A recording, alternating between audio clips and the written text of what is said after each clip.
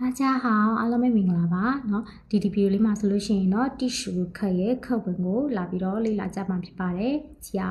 နံပါတ်1เนาะနံပါတ်1ကကောင်းစင်လေးရပါလဲဆိုလို့ရှိရင်在餐桌盘เนาะ餐桌盘ဆိုတာကဒီထမင်းစပွဲကိုပြောတာပါ။ထမင်းစပွဲမှာစကားပြောတယ်ဒီမှာစကားပြောလေးကိုကြည့်ကြမယ်เนาะ你和李小姐是什么时候认识的เนาะ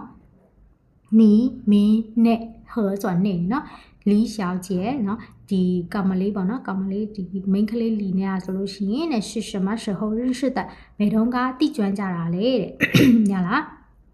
ဘယ်တုန်းကယဉ်နေကြတာလဲတဲ့ B ကပြန်ဖြေတယ်我们是เนาะ2011年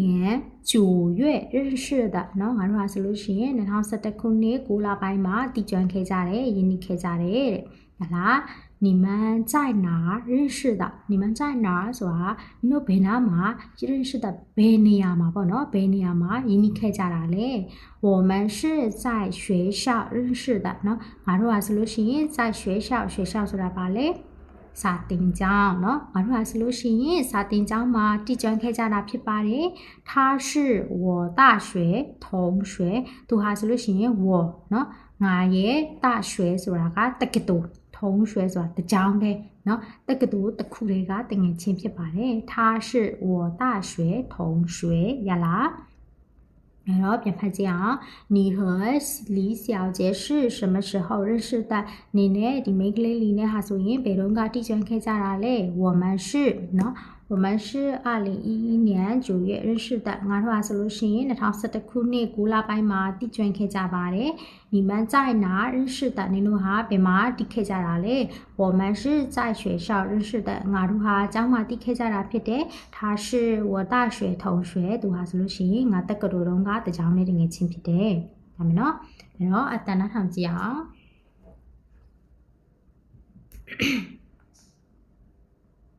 第15课，我是坐飞机来的。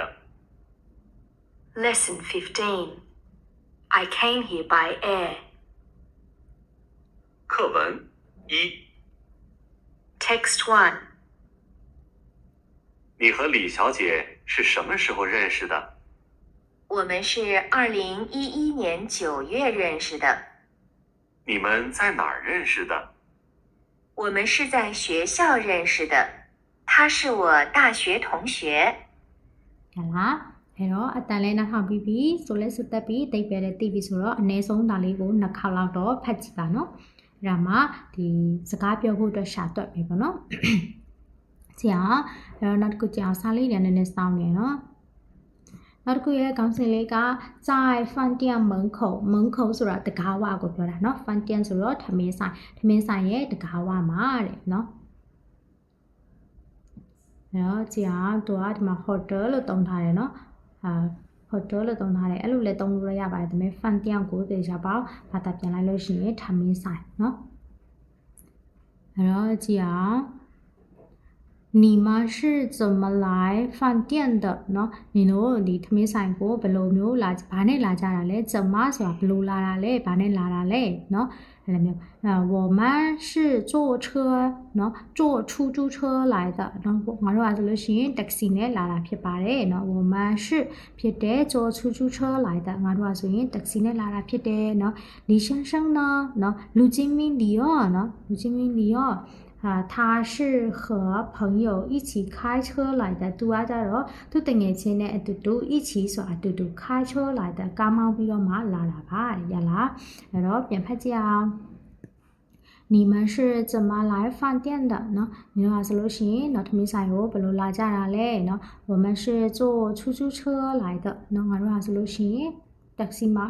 ငါးပြီးတော့မှလာတာပါเนาะလီရှန်းရှန်းเนาะလူချင်းမီလီယာရောဒီရဲ့မေးလိုက်တဲ့ဒီစကားလုံးอ่ะဆိုလို့ရှိရင်အရှိရနဲ့ဆက်ဆက်မှုရှိတယ်เนาะအရှိရတယောက်ကိုဘာနဲ့လာတာလဲမေးပြီးတော့မင်းရောဘာနဲ့လာတာလဲအဲ့လိုအဓိပ္ပာယ်เนาะအဲ့တော့လူချင်းမီလီယာရောဘာနဲ့လာတာလဲဆိုတဲ့အဓိပ္ပာယ်เนาะ他是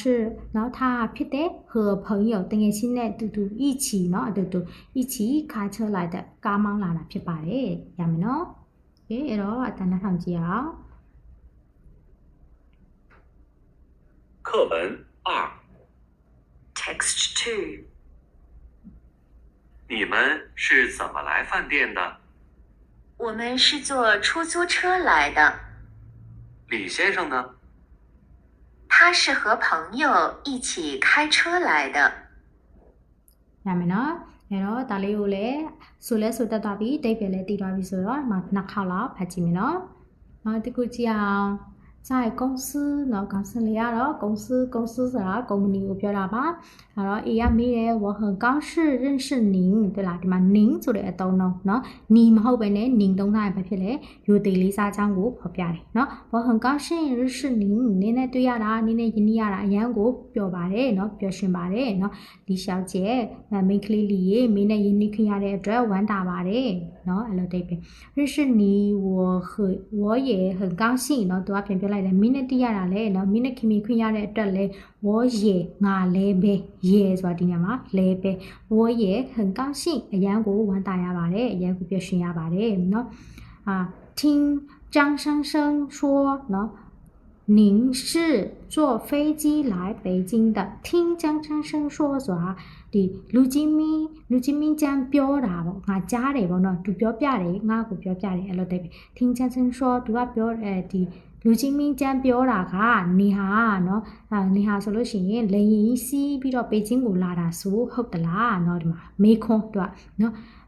ပြောရမယ်ဆိုလို့ရှိရင်ဟိုအကိုပြောရတော့နေကတော်တော်ချောတယ်လေနော်ဟိုအကိုပြောတော့နေကအရန်သဘောကောင်းတာပဲတဲ့အဲ့လိုသိပဲနော်ဒီမှာလည်းအဲ့တိုင်းပဲကျန်ရှင်းပြောတာကတော့နေကလေရင်စီးပြီးတော့မှပေကျင်းလာတာဆိုအဲ့လိုပြောလိုက်တာအဲ့တော့ကောင်မလေးကပြန်ပြောတယ်是的ဟုတ်ပါတယ်နော်ဟုတ်တယ်ငါလေရင်စီးပြီးတော့မှ